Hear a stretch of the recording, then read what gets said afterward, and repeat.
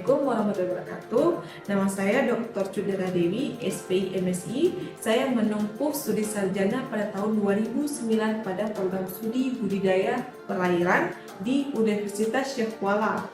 Lalu saya melanjutkan studi magister pada tahun 2013 pada program studi ilmu faal dan khasiat obat di Institut Pertanian Bogor. Kemudian saya melanjutkan studi doktor pada tahun 2015 di kampus dan prodi yang sama. Saat ini saya adalah dosen pada program studi budidaya perairan Fakultas Kelautan dan Perikanan Universitas Syekh Kuala. Hari ini saya akan menjelaskan terkait mata kuliah yang saya ampu, yaitu mata kuliah teknologi pembuatan dan pemberian pakan. Jadi mata kuliah ini adalah mata kuliah inti dalam program studi budidaya perairan yang dilaksanakan pada semester 4 dengan kode SAQU 2024 dengan beban studi sebesar 2 SKS. Proses pembelajaran mata kuliah ini dilakukan secara tatap muka langsung ya di ruang kelas yang memfokuskan pada keterlibatan aktif peserta didik. Pun di sini CPL dan CPMK pada mata kuliah ini, yaitu yang pertama di CPL ya ada dua. Yang pertama, mahasiswa ini mampu mengimplementasikan konsep manajemen dan teknologi aquaculture. Yang kedua, mahasiswa mampu memanfaatkan sumber daya hayati untuk pengembangan budidaya perairan. Adapun CPMK pada mata kuliah ini ada 5. Yang pertama, mampu mengidentifikasi bahan baku untuk pembuatan pakan ikan. Yang kedua, mampu memahami prinsip-prinsip pemberian pakan ikan. Yang ketiga, mampu memanfaatkan dan mempromosikan, membuat dan menghasilkan pakan buatan. Yang keempat, mampu mengaplikasikan pakan buatan pada kegiatan aquaculture. Dan yang terakhir, mampu mengevaluasi kualitas pakan buatan. Jadi dalam satu semester ini nantinya akan dipaparkan sebanyak 16 kali pertemuan ya. Jadi setiap pertemuan ada 2 kali 50 menit dengan komponen penilaian sebagai berikut. Yang pertama, tim based project, di mana bobot penilaiannya ini adalah 60%. Kemudian yang kedua ada tugas, di mana penilaiannya ini ada 15%. Kemudian ujian tengah semester atau UTS dengan bobot penilaiannya itu 10%. Yang terakhir ujian akhir semester atau UAS dengan bobot penilaian yaitu 15%. Jadi total jumlahnya yaitu 100%. Selanjutnya, metode pembelajaran di sini yaitu student centered learning. Pembelajaran ini berpusat pada peserta didik ya. Jadi pendekatan ini memberikan kebebasan kepada peserta didik untuk memiliki kesempatan dan fasilitas menggali ilmu sendiri ya, pengetahuannya sehingga akan pengetahuannya akan mendalam dan mampu meningkatkan kualitas dalam peserta didik tersebut. Kemudian yang kedua, team based project. Jadi pembelajarannya berbasis proyek. Pendekatannya pembelajarannya ini di mana peserta didik nanti terlibat dalam proyek yang nyata. Kemudian dalam mata kuliah ini juga kami memiliki pokok pembahasan yang menarik karena tidak hanya mengandalkan teori yang sejak lama, tapi kami juga memadukan dengan perkembangan zaman dan teori yang relevan. Adapun pertemuan pertama yaitu tim akan membahas terkait dengan RPS dan kontrak kuliah, kemudian komponen penilaian seperti yang tadi dijelaskan. Yang pertemuan kedua itu akan dibahas terkait dengan sejarah perkembangan pakan, pengertian pakan, tujuan dan manfaat pembuatan pakan ikan, di mana peserta didik nanti akan mendapatkan tugas untuk dapat diselesaikan ya dan dipresentasikan pada pertemuan selanjutnya. Selanjutnya pada pertemuan yang 3 sampai 4 ini menjelaskan terkait jenis-jenis pakan ya. Seperti di sini ada pakan alami. Nanti akan dijelaskan bagaimana cara budidaya dan cara teknis pada budidaya pakan alami tersebut. Selanjutnya akan dibahas juga terkait dengan pakan buatan ya. Di sini nanti dibahas terkait dengan alat-alat dan cara kerja pembuatan pakan, bahan dari nabati dan dari hewani. Selanjutnya di sini nanti peserta didik dia akan mempresentasikan proposal proyeknya ya.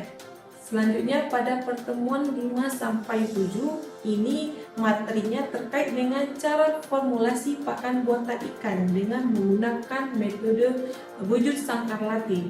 Jadi di sini nanti peserta didik menyelesaikan soal-soal untuk ujian tengah semester ya. Kemudian pada pertemuan ke-8 di sini ada ujian tengah semester ya, UTS.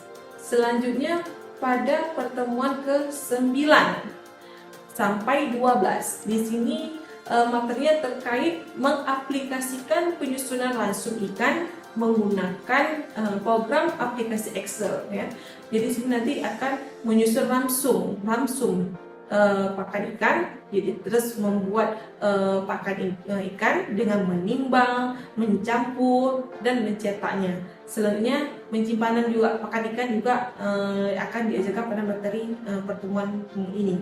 Jadi nantinya di mana peserta didik itu membuat suatu proyek yaitu mengaplikasikan ransum yang telah disusun tadi menggunakan program aplikasi Excel dan dia akan membuat pakan buatan untuk ikan tersebut. Selanjutnya pada pertemuan 13 sampai 15 itu akan dievaluasi pakan tersebut.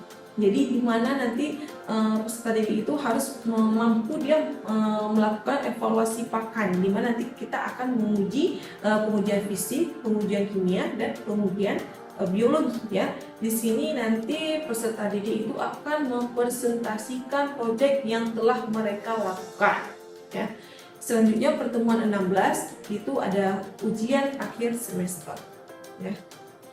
Kemudian ada beberapa referensi yang kami digunakan dalam mata kuliah ini, yaitu ada Manik and Alston 2021, kemudian Handayani Widodo 2010, Alford dan Herdi 2002 ya.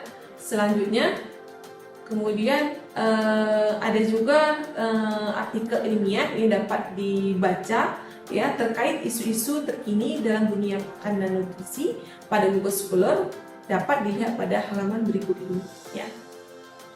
Selanjutnya ya, baik Bapak Ibu semua, ini berikut adalah contoh video pembelajaran yang dilakukan secara luring di dalam kelas ya, dalam mata kuliah teknologi pembuatan dan pemberian pakan dengan materi teknik pembuatan pakan untuk ikan.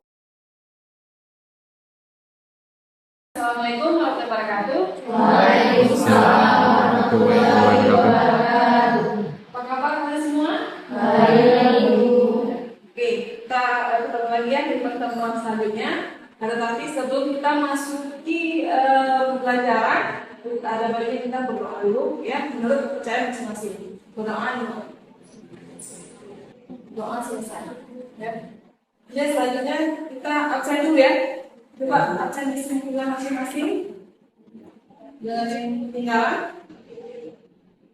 Kayaknya ada beberapa orang yang kita hadir ya.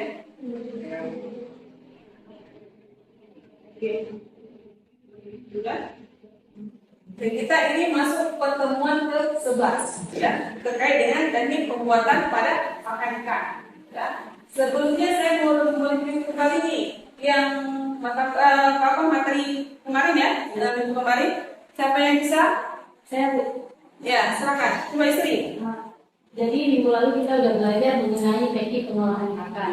Yang mana yang pertama itu adanya peningkatan produksi dan reproduksi ikan. Kemudian yang kedua itu ada memenuhi kebutuhan gizi untuk pertumbuhan dan perkembangan ikan. Dan yang ketiga itu adanya menyesuaikan dengan formulasi dan bentuk pakan buatan yang merupakan itu modifikasi pakan alami. Dan yang terakhir adalah pakan lebih ekonomis. Oke, betul. Ada yang tambahkan? Itu isi sudah lengkap ya. Jadi pengolahan pakan itu diberikan untuk tindakan produksi, evolusi yang dilakukannya. Kemudian ada lagi ekologi makan, ya. Dulu saya sampaikan kompetensi berikut materi minggu lalu. Jadi materi itu disampaikan minggu lalu itu kayak pembuatan makanan yang saya pahami itu bagian yang malas dan siap pakan berdasarkan sumbernya. Saya jelas ya yang dikatakan tadi. Jadi dari bahan nabati dan hewani itu dia berbeda proteinnya ya.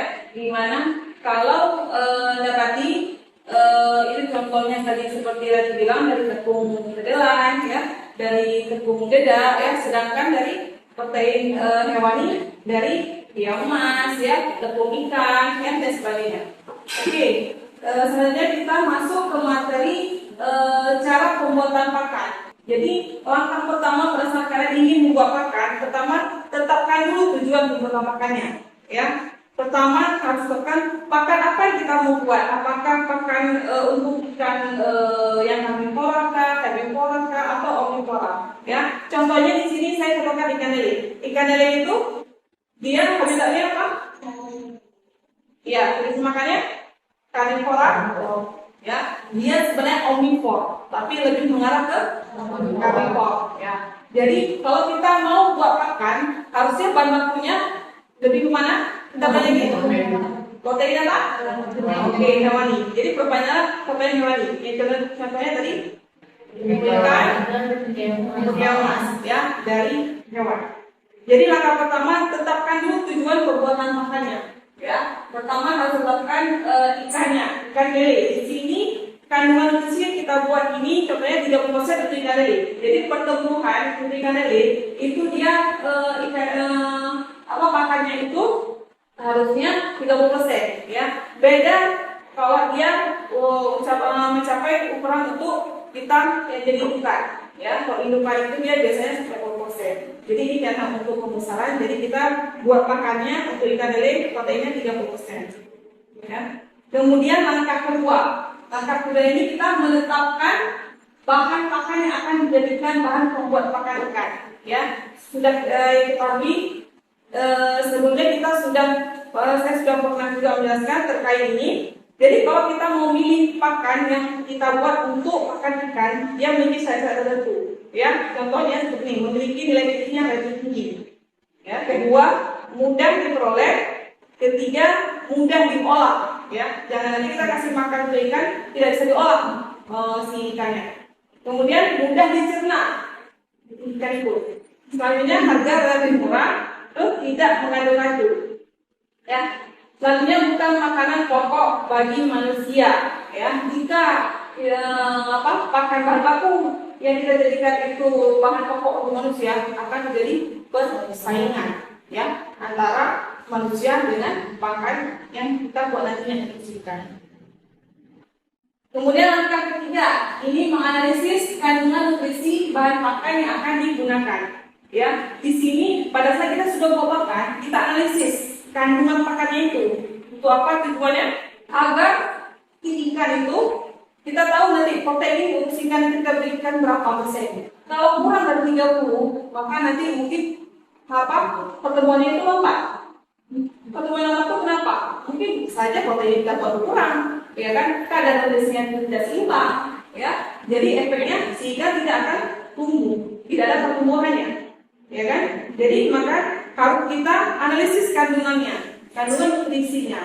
Ya, biasanya kita analisis itu bisa dengan di perusahaan pabrik ternak atau pakan ya, ternak atau ikan, kemudian di lembaga penelitian, misalnya seperti ini di lembaga ilmu pengetahuan Indonesia, ya, atau bisa juga mengambil hasil analisa ini dari jurnal-jurnal ilmiah, ya, atau dari laporan ilmiah. Ya, bisa juga kita memainkan. Kemudian berikut ini kandungan dari nutrisi beberapa bahan baku pakan hewani.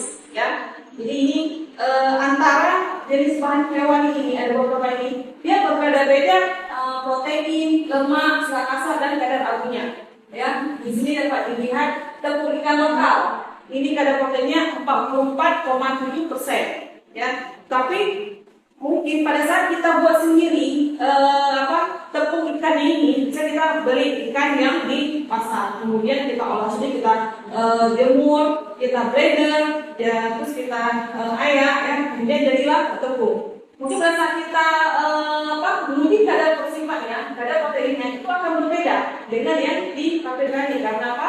Masing-masing ikan juga memiliki kadar protein yang berbeda tentunya.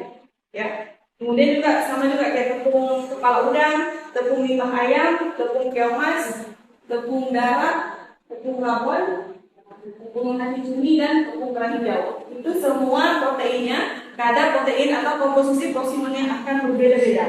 Ya. Kemudian lanjut ke kandungan nutrisi beberapa bahan baku pakan nabati. Ya. Ini ada jenisnya tepung kedelai. Ya, ini juga sama seperti halnya tadi tepung dari hewani, bahan hewani. Setiap komposisi dari nutrisi pakannya, nutrisinya akan berbeda. Ya, ini saya jelaskan tadi. Selanjutnya langkah keempat, mencari informasi lengkap bahan yang akan digunakan.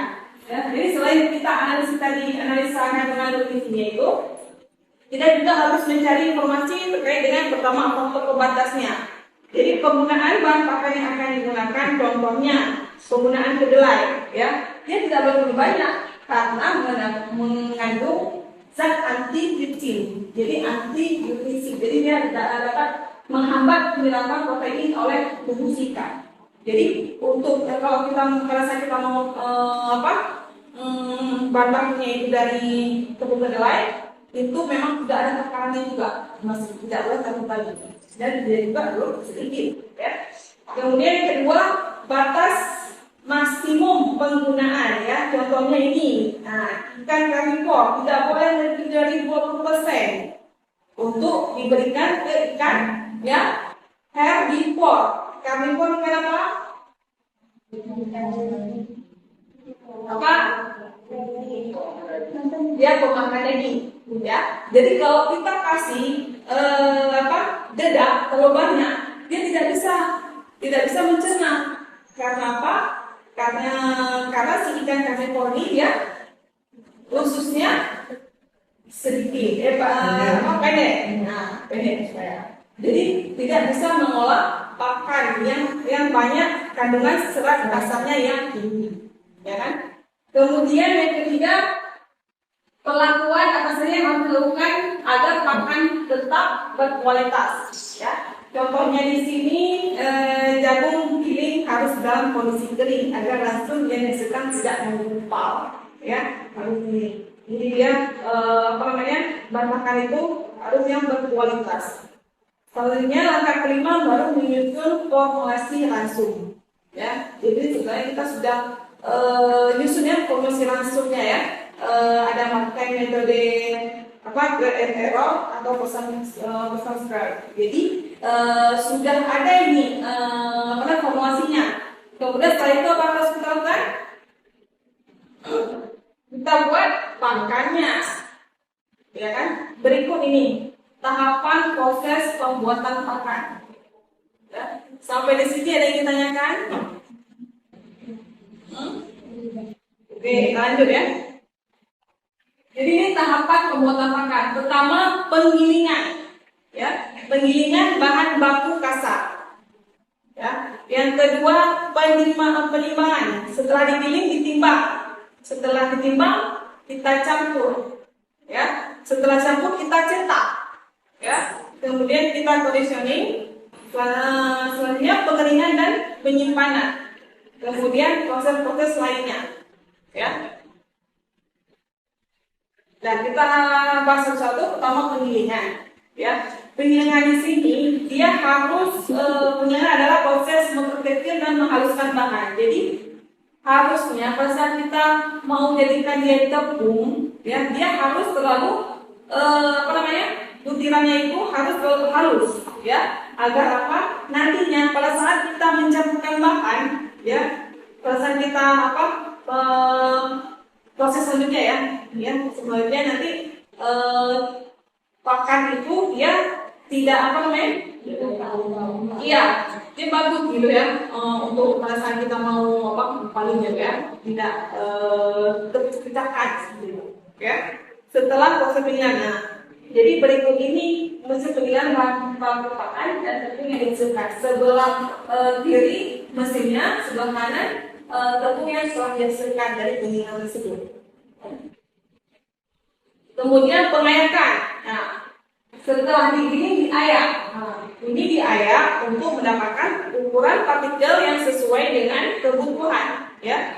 Jadi di sini kita ayak supaya tingkat perkembangan dan daya cerna ikan itu bisa dicerna ya. Ini mendapatkan hasil campuran yang homogen, seragam. Selanjutnya setelah diayak kita timbang, ya. Bahan baku yang telah berbentuk tepung ditimbang sesuai dengan jumlah bahan baku dan biasanya sudah diramu, ya, dari proses awal. Jadi untuk bahan yang diperlukan berjumlah besar. Jadi pada saat kita menimbang itu kan ada yang jumlah besar bahan bakunya ya. Contohnya kayak jagung, itu terus tepung ikan, dedak, itu banyak. Jadi menggunakan ini timbangan yang besar ya, timbangan biasa itu. Sedangkan kalau jumlah sedikit kayak vitamin, mineral, itu dia timbangan digital ya. Kalau timbangan besar dia tidak bisa dibaca, ya kan dia kan ukurannya sedikit kita pakai. Jadi pakai timbangan yang memiliki ketelitian yang tinggi. Ya. Selanjutnya dicampur. Tadi sudah kita giling, sudah kita ayak, sudah kita timbang, kemudian kita campur. Bagaimana proses campuran yang tepat yang baik? Yaitu kita mencampur dari jumlah bahan baku tadi yang paling sedikit sampai paling banyak. Ya, mengapa kita ya?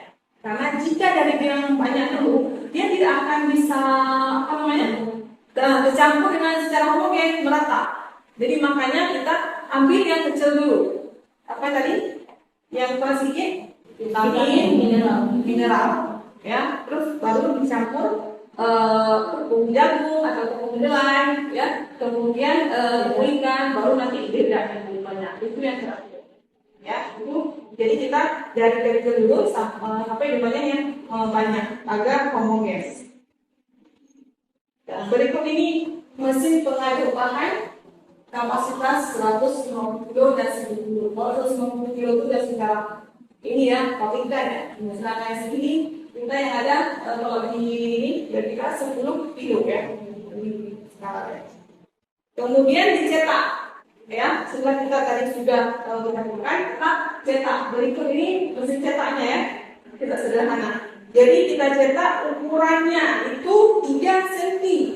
Kenapa 3 cm? Karena kita buatnya untuk pakai gede yang untuk pembesaran ya. Kalau 5 cm itu apa? Untuk yang bukan besar. Jadi kita buat pakan itu sesuai dengan ya, bukan mulut ikan. Ya. Lanjut. Ya, setelah dicetak kita keringkan. Ya, proses pengeringan ini tidak boleh langsung di bawah matahari. Kenapa? Yang tahu ya? Ya, akan mengurangi kadar proteinnya yang pecah dialisis, ya, akan turun kadar nutrisinya. Makanya harus dikering-ainkan saja, tidak boleh langsung di bawah matahari, ya, pakai itu cukup. Jadi ini kelembapan airnya itu kadarnya harusnya 10%, jangan di atas 10%. Kalau di bawah boleh, di atas jangan. Karena apa? Terlalu tinggi kadar lembab airnya itu, maka akan nanti cepat rusak, cepat busuk ya. Berikut ini alat pengeringan pada pakan ya. Kalau misalnya ini selaputnya ini memang sudah ada ini ya, alatnya ya, bisa dikeringkan ya. Dan di sini pengaturan suhunya diatur suhunya, tujuannya agar pengeringan pakan tidak boleh lebih 30%. Itu juga akan disis proteinnya ya, akan terurai kadar proteinnya. Nah, selanjutnya setelah dikeringkan kita simpan. Penyimpanannya ini juga harus kita lihat, harus kita kenapa? Karena kadang kalau kita simpan di tempat yang lembab, dia akan lembab juga seperti jamur, ya. Jadi kalau misalnya kita menyimpan itu, kalau di semen tidak boleh langsung di semen, harus ada alatnya. Alatnya itu dia biasa di ditaruh kayu ya, kayu papan, ya. Nah, di atas kayu papan itu kita taruh papannya, ya, agar menghindari ditumbuhnya jamur ya. Kemudian ini terdapat 3 masalah dalam proses penyimpanan pakan. Yang pertama serangga, ya. Kemudian organisme mikroskopis, dan yang ketiga perubahan iklim yang semuanya akan menyebabkan perubahan kualitas, kerusakan fisik, bau tengik dan berjamur, kehilangan bobot, risiko kesehatan pakan dan kondisi. Yang ini beberapa syarat untuk penyimpanan pakan. Tempat kering. Terus penyimpanan pakan diletakkan di atas rak kayu ya, hindari penyimpanan langsung di atas lantai. Nah ini contohnya penempatan pakan di atas pelet ya, kalau dibilangin pelet, jadi ada di atas kayu gitu ya. Kemudian ada jenis-jenis kerusakan pakan. Di sini ada kerusakan fisik dan organik, ya, di mana kerusakan yang terjadi jika bahan tidak ditangani secara hati-hati waktu kegiatan panen, transportasi, pengolahan dan penyimpanan. Ya. Yang kedua, kerusakan kimia. Ini meliputi kerusakan bahan akibat reaksi kimia atau reaksi pencoklatan non-enzematik. Ya. Kemudian ada kerusakan enzematik juga. Ini terjadi akibat kerja beberapa enzim ya, enzim nuklease, amilase, lipase ya. Namanya kerusakan biologis ya, terjadi akibat serangan serangga. Ya. Oke. Selanjutnya kita lihat sedikit terkait saya mau kasih tampilkan video ya. Tadi kita sudah mengalami minggu lalu. Jadi kalau kita campurkan air jangan terlalu banyak, sedikit-sedikit. Jadi jangan sampai dia mengumpal. Pas kita mau cetak, nanti dia lembek pas dicetak. Tidak bisa dia cetak ya, tidak bisa keluar pakai air bahannya.